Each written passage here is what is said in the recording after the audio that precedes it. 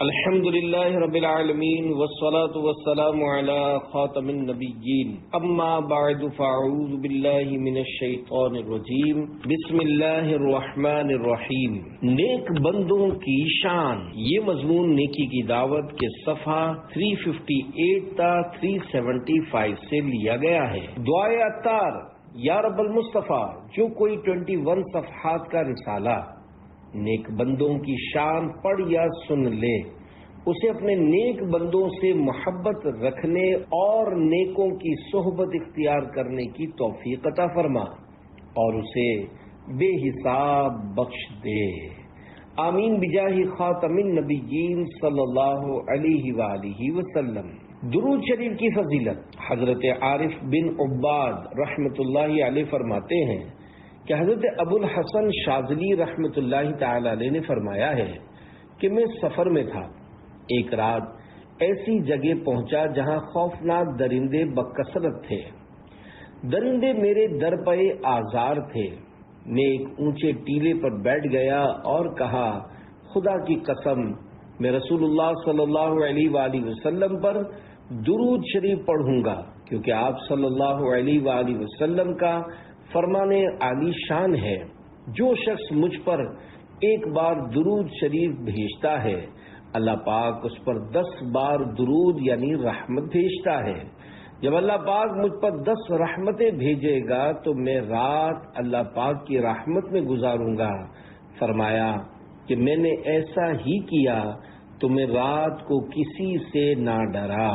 ایک بندہ نیک کے سبب پڑوس کے 100 گھروں سے بلائیں دور ہوں۔ پیارے پیارے اسلامی بھائیوں، یہ بات ہمیشہ یاد رکھیے، اگر آپ مذہبی وضاقتہ کے مالک ہیں تو سنجیدہ رہیے اور خوب ملنسار بن جائیے۔ آپ کا منصب ایسا ہے کہ آپ کی ایک مسکراہٹ کسی کی آئندہ نسلوں کی تقدیر بدل سکتی ہے، اور ایک بار کی بے رخی یا جھڑک کسی کی آنے والی نسلوں کو بھی معاذ اللہ گمراہی کے گڑھے میں جھونک سکتی ہے۔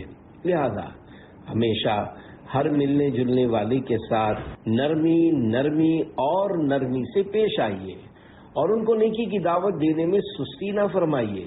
کیا پتہ آپ کی ایک پر انفرادی کوشش کسی کے خاندان بھر کی اصلاح کا باعث بن جائے۔ اچھوں کی برکتوں کے بھی کیا کہنے۔ دعوت اسلامی کے مکتبۃ المدینہ کی 853 صفحات کی کتاب جہنم میں لے جانے والے اعمال جلد 1 صفحہ 809 پر ہے۔ اس نے اخلاق کے پیکر صلی اللہ علیہ وآلہ وسلم نے ارشاد فرمایا، اللہ پاک نیک مسلمان کی وجہ سے اس کے پڑوس کے 100 گھروں سے بلا دور فرما دیتا ہے۔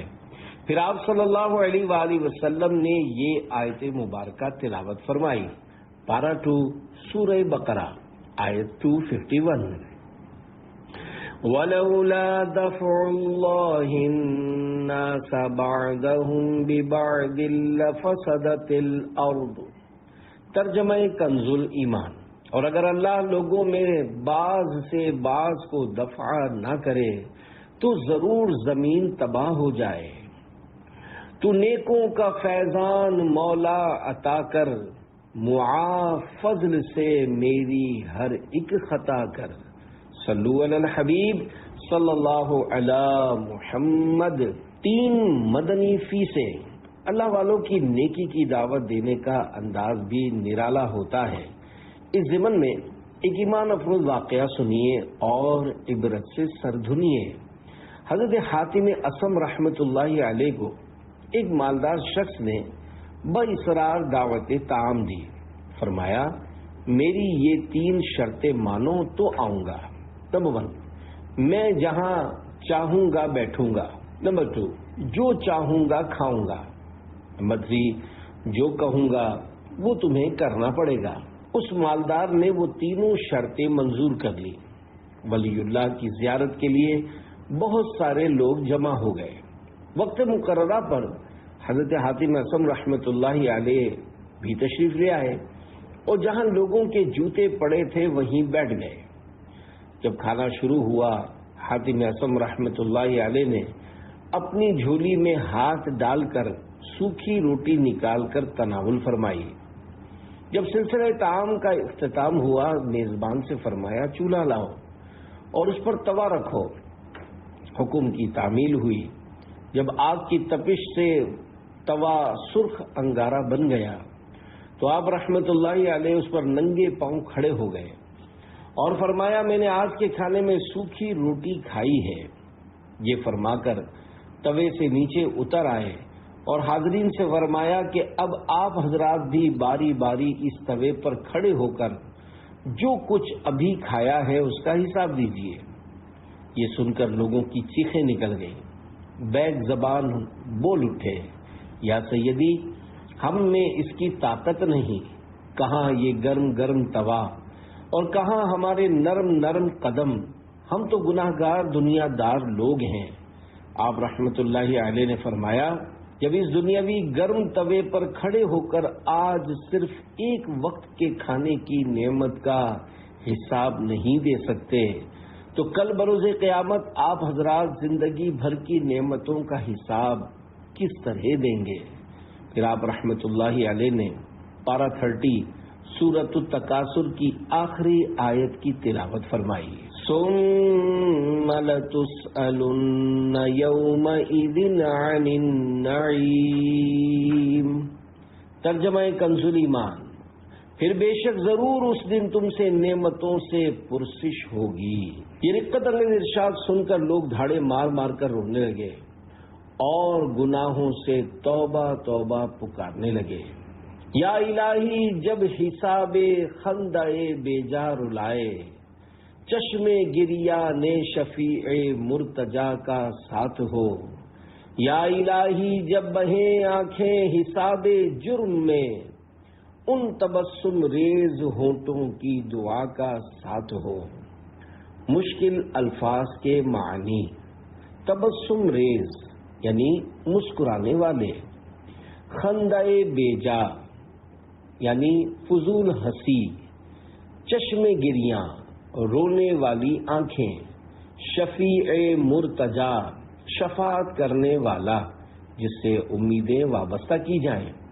شرح کلام رضا، ہدایت بخشی شریف کی مناجات کے مذکورہ دوسرے شعر میں یہ عرض کی گئی ہے، یا اللہ پاک بروز محشر جب میری نافرمانیوں کا حساب مجھے خوف زدہ کرے اور آنکھوں سے سیل اشک روا ہو جائے، اے کاش اس وقت دکھیا دلوں کے چین نانا حسنین صلی اللہ علیہ وآلہ وسلم کے مسکراتے ہونٹوں کی دعا میرے شامل حال ہو جائے۔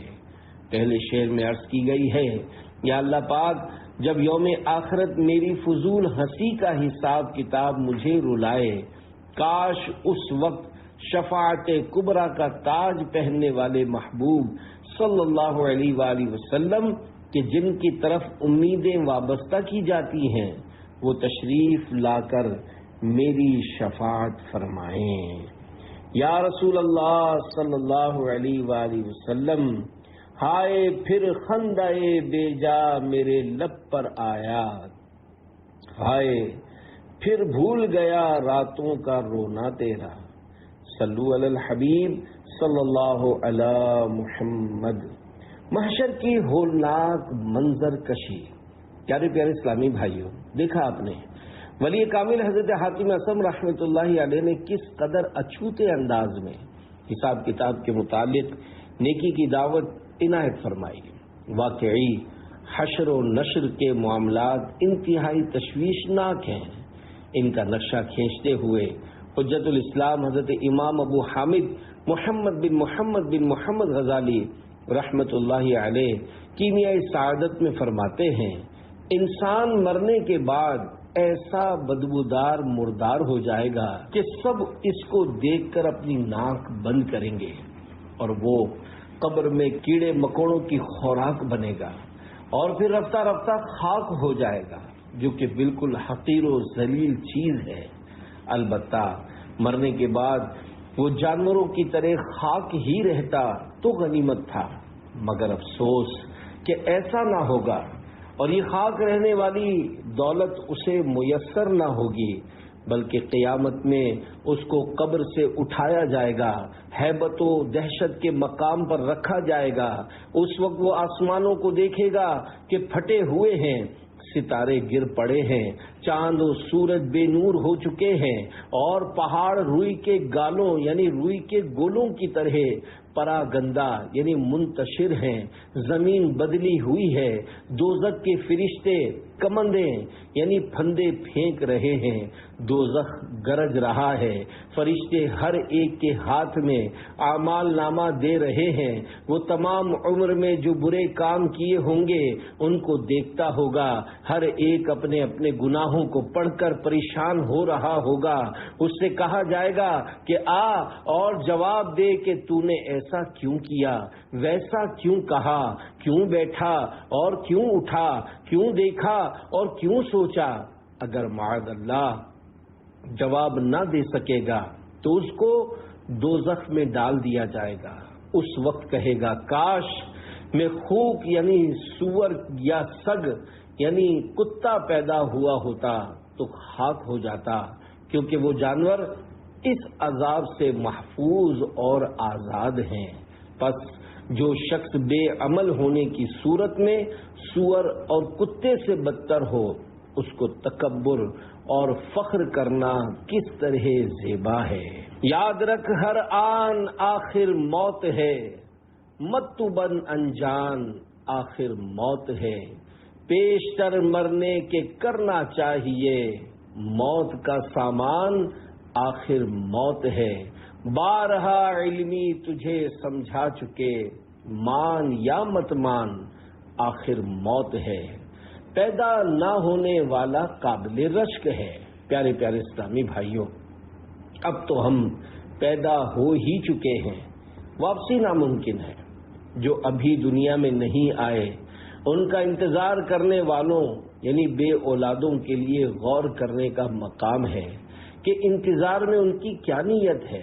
دعوت اسلامی کے مکتبۃ المدینہ کی 692 صفحات کی کتاب کفریہ کلمات کے بارے میں سوال جواب صفحہ 5-6 پر دیا ہوا مضمون اپنے اندر بہت کچھ عبرت رکھتا ہے۔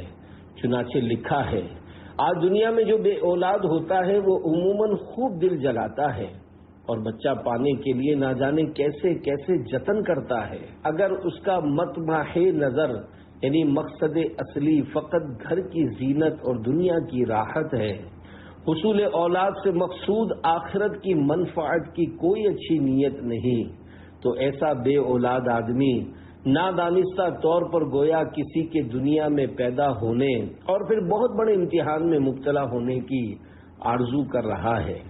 میری یہ بات شاید وہی شخص سمجھ سکتا ہے جو برے خاتمے کے خوف میں مبتلا ہو۔ ایک خائب بزرگ حضرت فضیل بن عیاض رحمت اللہ علیہ کے فرمان کا خلاصہ ہے، مجھے بڑے سے بڑے نیک بندے پر بھی رشک نہیں آتا جو قیامت کی ہولناکیوں کا مشاہدہ کرے گا، مجھے صرف اس پر رشک آتا ہے جو کچھ بھی نہ ہو، یعنی پیدا ہی نہ ہو۔ امیر المومنین حضرت فاروق اعظم رضی اللہ تعالی عنہ نے غلبہ خوف کے وقت فرمایا، کاش میری ماں نے ہی مجھ کو نہ جنا ہوتا۔ اللہ پاک کی ان پر رحمت ہو اور ان کے صدقے ہماری بے حساب مغفرت ہو، آمین بجاہ خاتم النبیین صلی اللہ علیہ وآلہ وسلم۔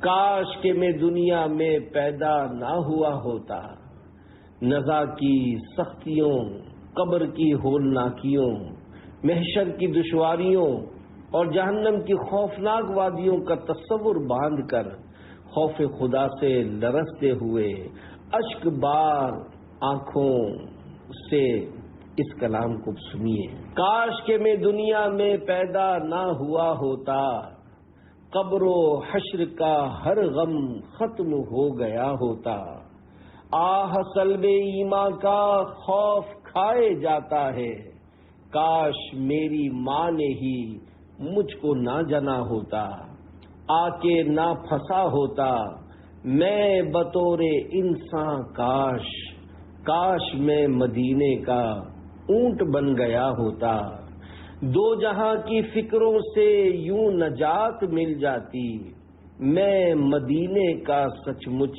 کتا بن گیا ہوتا، کاش ایسا ہو جاتا، خاک بن کے طیبہ کی مصطفیٰ کے قدموں سے میں لپٹ گیا ہوتا، میں بجائے انسان کے کوئی پودا ہوتا، یا نخل بن کے طیبہ کے باغ میں کھڑا ہوتا، گلشن مدینہ کا کاش ہوتا میں سبزہ، یا بطور تنکا ہی میں وہاں پڑا ہوتا، جاں کنی کی تکلیفیں ذبحہ سے ہیں بڑھ کر، کاش مرغ بن کے طیبہ میں ذبحہ ہو گیا ہوتا، شور اٹھا یہ محشر میں خلد میں گیا عطار، گر نہ وہ بچاتے تو نار میں گیا ہوتا۔ اگر الٹے ہاتھ میں اعمال نامہ ملا تو کیا ہوگا؟ پیارے پیارے اسلامی بھائیوں، واقعی مقام عبرت ہے۔ ہم سبھی کو گناہوں سے باز رہنا چاہیے، ہم سبھی کو گناہوں سے باز رہنا اور قیامت کے ہوش شربہ حالات پر سنجیدگی سے غور کرنا چاہیے۔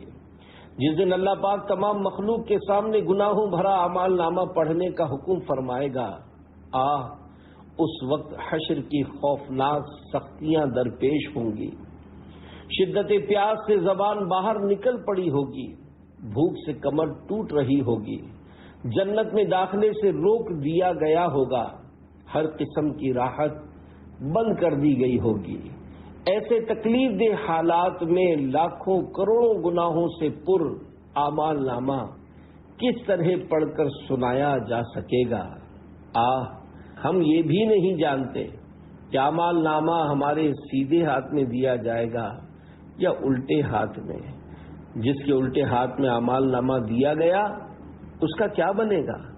پارہ 29 سورۃ الحاقہ آیت نمبر 19 تا 37 میں اعمال نامے دیے جانے کی کیفیت بیان کرتے ہوئے ارشاد الہی ہوتا ہے، ترجمہ کنز ایمان، تو وہ جو اپنا نامہ اعمال داہنے یعنی سیدھے ہاتھ میں دیا جائے گا کہے گا، لو میرے نامہ اعمال پڑھو، مجھے یقین تھا کہ میں اپنے حساب کو پہنچوں گا، تو وہ من مانتے چین میں ہے، بلند باغ میں، جس کے خوشے جھکے ہوئے، کھاؤ اور پیو رچتا ہوا سلا اس کا جو تم نے گزرے دنوں میں آگے بھیجا۔ اور وہ جو اپنا نامہ اعمال بائیں یعنی الٹے ہاتھ میں دیا جائے گا کہے گا، ہائے کسی طرح مجھے اپنا نوشتہ یعنی لکھا ہوا نہ دیا جاتا، اور میں نہ جانتا کہ میرا حساب کیا ہے، ہائے کسی طرح موت ہی قصہ چکا جاتی، میرے کچھ کام نہ آیا میرا مال، میرا سب زور جاتا رہا۔ پھر اللہ پاک جہنم کے خازنوں یعنی وہاں مامور فرشتوں کو حکم دے گا، اسے پکڑو، پھر اسے توق ڈالو، پھر اسے بھڑکتی آگ میں دھساؤ، پھر ایسی زنجیر میں جس کا ناپ 70 ہاتھ ہے اسے پیرو دو۔ بے شک وہ عظمت والے اللہ پر ایمان نہ لاتا تھا اور مسکین کو کھانا دینے کی رغبت نہ دیتا، تو آج یہاں اس کا کوئی دوست نہیں اور نہ کچھ کھانے کو مگر دوزخیوں کا پیپ، اسے نہ کھائیں گے مگر خطا کار۔ میزاں پہ سب کھڑے ہیں اعمال تل رہے ہیں، رکھ لو بھرم خدا را عطار قادری کا۔ صلو علی الحبیب صلی اللہ علی محمد۔ فاروق و مشتاق کے مزار کی مدنی بہار۔ پیارے پیارے اسلامی بھائیوں، دنیا آخرت کی بھلائیاں پانے اور خود کو قبر و حشر کی ہولناکیوں سے بچانے کی کوشش کا ذہن بنانے کے لیے عاشقان رسول کی دینی تحریک دعوت اسلامی کے دینی ماحول سے ہر دم وابستہ رہیے، نیکی کی دعوت کے دینی کاموں میں بھرپور حصہ لیجیے، نیک اعمال کے مطابق اپنی زندگی گزاریے، سنتیں سیکھنے سکھانے کے مدنی قافلوں میں عاشقان رسول کے ساتھ سنتوں بھرے سفر کی ترکیب فرماتے رہیے۔ آئیے اس کی ترغیب کے لیے ایک مدنی بہار سنتے ہیں۔ چنانچہ سرگودا پنجاب پاکستان کے ایک اسلامی بھائی کے حلفیہ یعنی قسم کھا کر دیے ہوئے بیان کا لب لباب ہے۔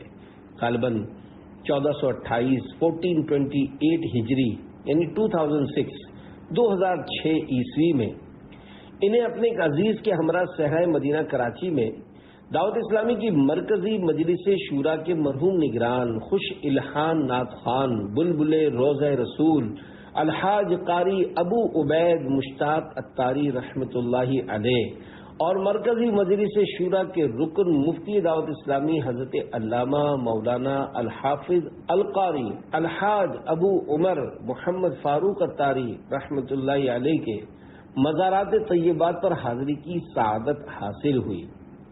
دوپہر کا وقت تھا۔ الحمدللہ عین بیداری کے عالم میں دونوں کو حاجی مشتاق اتاری رحمۃ اللہ علیہ کے مزار پر انوار سے اذان ظہر کی آواز صاف سنائی دی۔ پھر کچھ دیر بعد مفتی دعوت اسلامی رحمۃ اللہ علیہ کی آواز میں اقامت سنی۔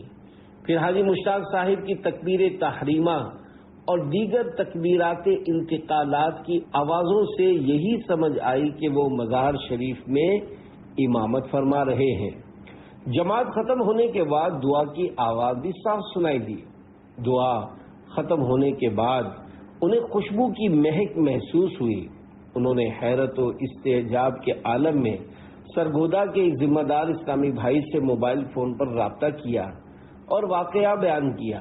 اس پر انہوں نے مبارکباد دیتے ہوئے اس ایمان افروز مدنی بہار کی روشنی میں اللہ پاک کے مقبول بندوں اولیاء کرام رحمت اللہ علیہم کے تصرفات و اختیارات و دعوت اسلامی کی برکات سے آگاہ کیا۔ الحمدللہ یہ سن کر وہ جھوم اٹھے۔ اللہ پاک کا کروڑ ہا کروڑ شکر کہ اس نے اس نازک دور میں دعوت اسلامی کا مشک بار دینی ماحول عطا فرمایا۔ انہوں نے دعا کی کہ اللہ پاک انہیں دعوت اسلامی کے دینی کاموں میں شب و روز مصروف عمل رہتے ہوئے سنت و بری زندگی گزارنے اور ایمان و عافیت کے ساتھ مرنے کی سعادت عنایت فرمائے۔ آمین بجاہ خاتم النبیین صلی اللہ علیہ وآلہ وسلم۔ دعوت اسلامی نے دنیا بھر میں دھوم مچائی ہے، سارے جہاں میں عشق محمد کی خوشبو پھیلائی ہے۔ صلو علی الحبیب صلی اللہ علی محمد۔ ثابت بنانی کا مزار میں نماز پڑھنا۔ پیارے پیارے اسلامی بھائیوں، اس مدنی ماہر سے معلوم ہوا کہ دعوت اسلامی والوں پر پروردگار اور مدنی سرکار صلی اللہ علیہ وآلہ وسلم کا بے حد و بے شمار کرم ہے۔ اللہ پاک کے نیک بندوں کا اپنے مزار میں نماز پڑھنا کوئی اچھمبے یعنی حیرت کی بات نہیں۔ اولیاء کرام رحمت اللہ علیہم سے ایسا ثابت ہے۔ چنانچہ تابعی بزرگ حضرت ثابت بنانی رحمت اللہ علیہ نے دعا مانگی، اے اللہ اگر تو کسی کو قبر میں نماز پڑھنے کی اجازت دیتا ہے تو مجھے بھی اجازت دینا۔ وفات کے بعد دیکھا گیا کہ آپ رحمت اللہ علیہ اپنی قبر میں نماز پڑھ رہے تھے۔ انبیاء قبروں میں نمازیں پڑھتے ہیں۔ انبیاء کرام علیہم السلام بھی حیات ہیں اور اپنی قبروں میں نمازیں پڑھتے ہیں۔ چنانچہ اللہ کے محبوب صلی اللہ علیہ وآلہ وسلم فرماتے ہیں، الانبیاء احیاء فی قبورہم یصلون، یعنی انبیاء اپنی قبروں میں زندہ ہیں، نماز پڑھتے ہیں۔ حضرت شیخ عبد الوہاب شعرانی رحمت اللہ علیہ فرماتے ہیں، سرکار مدینہ صلی اللہ علیہ وآلہ وسلم اپنی قبر انور میں زندہ ہیں اور اذان و اقامت کے ساتھ نماز ادا فرماتے ہیں۔ ایسے ہی دیگر انبیاء کرام علیہم السلام بھی نماز ادا فرماتے ہیں۔ چلو اچھا ہوا کام آ گئی دیوانگی اپنی، وگرنہ ہم زمانے بھر کو سمجھانے کہاں جاتے، نہ جلتی شمع محفل میں تو پروانے کہاں جاتے، نہ ہوتا در نبی کا تو یہ دیوانے کہاں جاتے۔ صلو علی الحبیب صلی اللہ علی محمد۔ روضہ انور سے اذان و اقامت کی آواز 63 سن ہجری میں واقعہ حرہ پیش آیا۔ جس میں ظالم یزیدیوں نے مدینہ منورہ میں چڑھائی کی۔ 700 صحابہ کرام علیہ رضوان اور مزید عام مسلمان ملا کر 10,000 سے زائد حضرات شہید کیے گئے۔ اہل مدینہ کو خوب لوٹا گیا۔ ہزاروں باکرہ یعنی کنواری لڑکیوں کے ساتھ معاذ اللہ زیادتی کی گئی۔ مسجد نبوی کے ستونوں سے گھوڑے باندھے گئے۔ 3 دن تک مسجد شریف میں لوگ نماز سے مشرف نہ ہو سکے۔ اس موقع پر صرف مشہور تابعی بزرگ حضرت سعید بن مسیب رحمۃ اللہ علیہ اپنے آپ کو دیوانہ بنا کر وہاں حاضر رہے۔ دیوانہ سمجھ کر یزیدی لوگ آپ رحمۃ اللہ علیہ کو شہید کرنے سے باز رہے۔ آپ رحمۃ اللہ علیہ فرماتے ہیں، حرہ کے دنوں میں لوگوں کے واپس آنے تک میں ہمیشہ نبی اکرم صلی اللہ علیہ وآلہ وسلم کی قبر مبارک سے اذان و اقامت کی آواز سنتا تھا۔ میرے آقا اعلی حضرت امام اہل سنت مجدد دین و ملت مولانا شاہ امام احمد رضا خان رحمت اللہ علیہ ہدایت بخشش شریف میں عرض کرتے ہیں، تو زندہ ہے واللہ، تو زندہ ہے واللہ، میرے چشم عالم سے چھپ جانے والے، یعنی یا رسول اللہ، اللہ کی قسم آپ حیات ہیں، خدا کی قسم آپ زندہ ہیں، ظاہری آنکھوں سے مجھے اے میرے نظر نہ آنے والے، صلو علی الحبیب صلی اللہ علی محمد۔ مومن کی فراست سے ڈرو۔ امام الطائفہ حضرت شیخ ابو القاسم جنید بغدادی رحمت اللہ علیہ نے فرمایا، میرے پیر و مرشد حضرت شیخ سری سقطی رحمت اللہ علیہ مجھ سے فرمایا کرتے تھے کہ لوگوں میں واعظ و نصیحت کیا کرو، مگر میں خود کو اس کا اہل نہیں سمجھتا تھا، اس لیے ہمت نہ ہوتی تھی۔ ایک شب جمعہ جناب رسالت مآب صلی اللہ علیہ وآلہ وسلم نے خواب میں نواز کر مجھ سے فرمایا، لوگوں کو نصیحت کرو۔ میں بیدار ہوا اور صبح کا انتظار کیے بغیر اپنے پیر روشن ضمیر حضرت شیخ سری سقطی رحمت اللہ علیہ کی خدمت میں حاضر ہو گیا۔ میرے عرض کرنے سے پہلے ہی انہوں نے غیب کی خبر دیتے ہوئے فرمایا، جب تک مدینے کے تاجدار صلی اللہ علیہ وآلہ وسلم نے خود نہ فرمایا تم نے میرے کہنے کا اعتبار نہیں کیا۔ حضرت شیخ جنید بغدادی رحمت اللہ علیہ نے اسی صبح سے جامع مسجد میں بیان شروع کر دیا۔ لوگوں میں یہ بات فوراً پھیل گئی کہ آج سے جنید بغدادی رحمت اللہ علیہ بیان فرمانے لگے ہیں۔ ایک دن کسی نوجوان نے اجتماع میں کھڑے ہو کر سوال کیا، اے شیخ بتائیے، حضور اقدس صلی اللہ علیہ وآلہ وسلم کے اس ارشاد مبارک اتقوا فراست المؤمن فإنه ينظر بنور اللہ، یعنی مومن کی فراست سے ڈرو کیونکہ وہ اللہ کے نور سے دیکھا کرتا ہے، کا کیا مطلب ہے؟ اس کا سوال سن کر چند لمحوں کے لیے حضرت شیخ جنید بغدادی رحمت اللہ علیہ نے سر جھکا لیا، پھر سر مبارک اٹھا کر غیب کی خبر دیتے ہوئے ارشاد فرمایا، اے نوجوان، تو نصرانی یعنی کرسچن ہے اور اب تیرے مسلمان ہونے کا وقت آن پہنچا ہے، ایمان لیا۔ وہ جوان جو کہ واقعی کرسچن تھا، الحمدللہ یہ کرامت دیکھ کر اسی وقت مسلمان ہو گیا۔ اللہ پاک کی ان پر رحمت ہو اور ان کے صدقے ہماری بے حساب مغفرت ہو، آمین بجاہ خاتم النبیین صلی اللہ علیہ وآلہ وسلم۔ نگاہ ولی میں وہ تاثیر دیکھی، بدلتی ہزاروں کی تقدیر دیکھی۔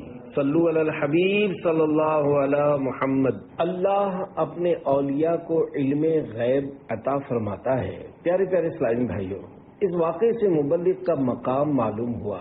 سبحان اللہ، شیخ جنید بغدادی رحمت اللہ علیہ بطور انکساری اپنے آپ کو بیان کے لیے نااہل تصور فرماتے تھے، حالانکہ اللہ پاک کے فضل و کرم سے آپ رحمت اللہ علیہ زبردست عالم تھے۔ آپ رحمت اللہ علیہ پر کرم بالائے کرم یہ ہوا کہ خواب میں تشریف لا کر رسول اکرم صلی اللہ علیہ وآلہ وسلم نے بیان کا حکم فرمایا۔ اس واقعے سے یہ بھی معلوم ہوا کہ میرے مکی مدنی مصطفیٰ صلی اللہ علیہ وآلہ وسلم باعطائے رب العلا غیب کا علم رکھتے ہیں۔ آپ صلی اللہ علیہ وآلہ وسلم کو معلوم تھا کہ جنید بغدادی کو ان کے پیر و مرشد کہہ رہے ہیں، پھر بھی یہ بیان کرنے سے جھجکتے ہیں، لہذا بنفس نفیس خواب میں تشریف لا کر بیان کا حکم صادر فرمایا۔ یہ بھی جاننے کو ملا کہ فیضان مصطفیٰ صلی اللہ علیہ وآلہ وسلم سے حضرات اولیاء کو بھی علم غیب ہوتا ہے، جبھی تو حضرت سری سقطی رحمت اللہ علیہ نے اپنے مرید خاص کا خواب جان لیا۔ نیز حضرت شیخ جنید بغدادی رحمت اللہ علیہ نے بھی تو نصرانی یعنی کرسچن کو مومنانہ فراست سے پہچان کر غیب کی خبر سے مالا مال اچھوتے انداز میں اسے نیکی کی دعوت عنایت فرمائی، اور وہ کرامت بھری نیکی کی دعوت کی برکت سے ہاتھوں ہاتھ اسلام کے دامن رحمت میں آ گیا۔ فراست کی تعریف۔ حدیث مبارکہ میں فراست کا ذکر ہے، اس کے معنی بھی سمجھ لیجئے۔ فراست کا معنی ہے اللہ پاک اپنے اولیاء کے دلوں میں وہ چیز ڈالتا ہے جس سے انہیں بعض لوگوں کے حالات کا علم ہو جاتا ہے۔ سرکار اعلیٰ حضرت رحمت اللہ علیہ نے اپنے پیارے پیارے آقا مکی مدنی مصطفیٰ صلی اللہ علیہ وآلہ وسلم کی علم غیب شریف سے مالا مال نگاہ بے مثال کا اوج و کمال بیان کرتے ہوئے کیا خوب شعر موضوع کیا ہے۔ سر عرش پر ہے تیری گزر، دل فرش پر ہے تیری نظر، ملکوت و ملک میں کوئی شے نہیں وہ جو تجھ پہ عیاں نہیں۔ مشکل الفاظ کے معنی۔ سر عرش، عرش کے اوپر، ملکوت فرشتوں کے رہنے کی جگہ، عیاں یعنی ظاہر، شرح کلام رضا۔ یا رسول اللہ صلی اللہ علیہ وآلہ وسلم عرش کے اوپر اور فرش یعنی زمین کے اندر کا سب کچھ آپ صلی اللہ علیہ وآلہ وسلم کے پیش نظر ہے۔ دنیا جہان میں کوئی بھی ایسی شے نہیں جو آپ صلی اللہ علیہ وآلہ وسلم پر ظاہر نہ ہو۔ صلو علی الحبیب صلی اللہ علی محمد۔ میرے دوست کا خواب۔ پیارے پیارے اسلامی بھائیوں، میرے مکی مدنی آقا صلی اللہ علیہ وآلہ وسلم غیب کی باتیں جانتے ہیں۔ آئیے اس ضمن میں قیام دعوت اسلامی کے قبل کا سنا ہوا ایمان افروز خواب سماعت فرمائیے۔ چنانچہ ایک اسلامی بھائی نے سگے مدینہ عفیہ عنہ کو جو کچھ بتایا اس کا خلاصہ ہے۔ الحمدللہ انہیں خواب میں جناب رسالت مآب صلی اللہ علیہ وآلہ وسلم کی زیارت کی سعادت ملی۔ ہمت کر کے عرض کی، یا رسول اللہ صلی اللہ علیہ وآلہ وسلم کیا آپ کو علم غیب ہے؟ ارشاد فرمایا ہاں۔ اس کے بعد سرکار نامدار صلی اللہ علیہ وآلہ وسلم نے ایک آیت قرآنی سنائی۔ سرکار مدینہ صلی اللہ علیہ وآلہ وسلم کے لبہائے مبارکہ سے تلاوت، آپ صلی اللہ علیہ وآلہ وسلم کی خوش آوازی اور ادائیگی حروف کا حسن اسلوب یعنی حروف کی اپنے مخارج سے ادائیگی کی خوبصورتی مرحبا، ایسی عمدہ اور شیریں آواز و قراءت انہوں نے کبھی نہیں سنی تھی۔ آیت شریفہ وہ بھول گئے، ہاں اتنا یاد رہا کہ اس کے آخر میں لفظ بیضنین تھا۔ اس پر میں یعنی سگے مدینہ عفیہ عنہ ہے پارہ 30 سورۃ التکویر کی آیت نمبر 24 سنائی۔ وما هو علی الغیب بضنین۔ وہ اس لائن میں بول اٹھے، ہاں ہاں یہی آیت کریمہ تھی۔ سگے مدینہ عفیہ عنہ نے ان کو آیت کریمہ کا ترجمہ بتایا اور عرض کی کہ یقیناً سرکار دو عالم صلی اللہ علیہ وآلہ وسلم کو اللہ پاک کی رحمت و عنایت سے علم غیب ہے۔ پیارے پیارے اسلامی بھائیوں، اس واقعے سے کوئی اس وسوسے میں نہ پڑے کہ لو بھائی خوابوں سے علم غیب ثابت کیا جا رہا ہے، حالانکہ غیر نبی کا دیکھا ہوا خواب تو حجت یعنی دلیل ہی نہیں۔ سگے مدینہ عفیہ عنہ اقرار کرتا ہے کہ واقعی ہر مسئلہ خواب سے حل نہیں کیا جاتا، مگر یہاں خواب سے نہیں، خواب میں عطا کردہ جواب میں بیان کردہ قرآنی آیت سے علم غیب کا ثبوت پیش کیا جا رہا ہے، اور وہ آیت کریمہ واقعی علم غیب مصطفیٰ صلی اللہ علیہ وآلہ وسلم پر دال یعنی دلیل ہے، لہذا مذکورہ آیت مع ترجمہ ملاحظہ فرمائیے۔ وَمَا هُوَ عَلَى الْغَيْبِ بِضَنِينٍ، پارہ 30 سورۃ التکویر آیت نمبر 20۔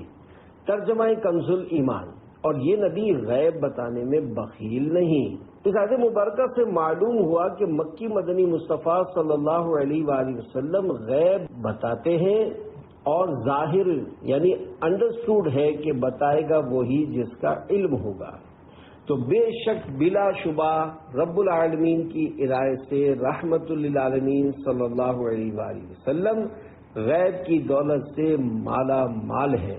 بارگاہ رسالت میں عاشق ماہ رسالت اعلی حضرت رحمت اللہ علیہ عرض کرتے ہیں، اور کوئی غیب کیا تم سے نہاں ہو بھلا، جب نہ خدا ہی چھپا تم پہ کروڑوں درود۔ شرح کلام رضا۔ یا رسول اللہ صلی اللہ علیہ وآلہ وسلم، آپ کی شان عظمت نشان کے کیا کہنے ہیں۔ شب معراج عین جاگتی حالت میں آپ نے اپنے مبارک سر کی آنکھوں سے اپنے پاک پروردگار کا دیدار کیا، تو یوں اللہ پاک جو کہ غیب الغیب ہے وہ بھی اپنے فضل و کرم سے آپ پر ظاہر و آشکار ہو گیا۔ تو اب کوئی اور غیب آپ سے کس طرح نہاں یعنی چھپا رہ سکتا ہے۔ صلو علی الحبیب صلی اللہ علی محمد۔ ایک ٹھوکر میں احد کا زلزلہ جاتا رہا۔ بخاری شریف میں ہے، حضرت انس رضی اللہ عنہ سے روایت ہے کہ سرکار مدینہ صلی اللہ علیہ وآلہ وسلم، حضرت ابو بکر صدیق، حضرت عمر فاروق اعظم اور حضرت عثمان غنی رضی اللہ عنہم احد پہاڑ پر تشریف لے گئے، تو وہ خوشی کے مارے ہلنے لگا۔ آپ صلی اللہ علیہ وآلہ وسلم نے اسے ٹھوکر مار کر فرمایا، اثبت احد فانما علیک نبی و صدیق و شہیدان۔ احد ٹھہر جا، کیونکہ تیرے اوپر ایک نبی، ایک صدیق اور 2 شہید ہیں۔ ایک ٹھوکر میں احد کا زلزلہ جاتا رہا، رکھتی ہے کتنا وقار، اللہ اکبر ایڑیاں۔ مذکورہ حدیث سے علم غیب ثابت ہوتا ہے۔ پیارے پیارے اسلامی بھائیو، بخاری شریف کی مذکورہ حدیث پاک سے اظہر من الشمس و ابین من الامس، یعنی سورج سے زیادہ روشن اور روز گزشتہ سے زیادہ قابل یقین ہوا کہ ہمارے پیارے پیارے آقا مکی مدنی مصطفیٰ صلی اللہ علیہ وآلہ وسلم کو عطا الہی سے علم غیب ہے۔ جبھی تو آپ صلی اللہ علیہ وآلہ وسلم نے جبل احد شریف سے ارشاد فرمایا کہ تجھ پر ایک نبی، ایک صدیق اور 2 شہید ہیں۔ کسی کے بارے میں اس کے جیتے جی بتا دینا کہ یہ شہید ہے، یہ خیر کی خبر نہیں تو اور کیا ہے۔ اس حدیث پاک کے تحت حضرت مفتی احمد یار خان رحمت اللہ علیہ میراث جلد 8 صفحہ 408 تا 409 پر فرماتے ہیں، معلوم ہوا کہ اللہ پاک کے مقبول بندے ساری خلقت یعنی شجر و حجر، دریا و پہاڑ سبھی کے محبوب اور پیارے ہوتے ہیں۔ ان کی تشریف آوری سے سب خوشیاں مناتے ہیں، انہیں پتھر اور پہاڑ بھی جانتے ہیں۔ مزید فرماتے ہیں، یہ بھی معلوم ہوا کہ حضور صلی اللہ علیہ وآلہ وسلم سب کے انجام یعنی اچھا یا برا خاتمہ ہونے سے خبردار ہے، کہ فرمایا ان میں سے 2 صحابہ اور شہید وفات پا جائیں گے۔ رب کی عطا سے سب کچھ جانے، دیکھے بعید و قریب، غیب کی خبریں دینے والا اللہ کا وہ حبیب، اللہ اللہ اللہ لا الہ الا ہو۔ صلو علی الحبیب صلی اللہ علی محمد۔ غیب کی تعریف حضرت مفتی احمد یار خان رحمت اللہ علیہ تفسیر نعیمی میں فرماتے ہیں، غیب کے لفظی معنی غائب یعنی چھپی ہوئی چیز، اصطلاح یعنی مخصوص مرادی معنی میں غیب وہ چیز کہلاتی ہے جو کہ ظاہری باطنی حواس یعنی محسوس کرنے کی قوتوں اور عقل سے چھپی ہو، یعنی نہ تو آنکھ، ناک، کان وغیرہ سے معلوم ہو سکے اور نہ غور و فکر سے عقل میں آ سکے۔ مثلا جنت ہمارے لیے اس وقت غیب ہے، کیونکہ اس کو ہم حواس یعنی آنکھ، ناک کان وغیرہ سے معلوم ہی نہیں کر سکتے۔ غیب وہ ہے جو ہم سے پوشیدہ ہو اور ہم اپنے حواس خمسہ یعنی دیکھنے، سننے، سونگھنے، چکھنے اور چھونے سے جان نہ سکے اور غور و فکر سے عقل اسے معلوم نہ کر سکے۔ غیب کے متعلق اکابرین امت کے اقوال۔